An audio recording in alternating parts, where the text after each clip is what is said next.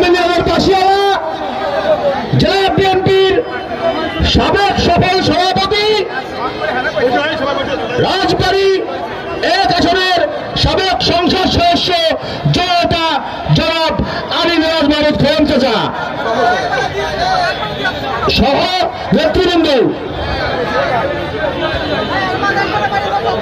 বাংলাদেশ জাতীয় ছাত্রের পক্ষ থেকে আপনাদের সকলকে, বালিয়াকান্দি মহিলা শাখার পক্ষ থেকে সকলকে আন্তরিকভাবে ধন্যবাদ জানাচ্ছি। সুন্দরভাবে আজকের এই আয়োজনের সঙ্গে ছাত্র ছিল, আছে, ইনশাল্লাহ সবসময় থাকবে। আর একটি কথা বলি,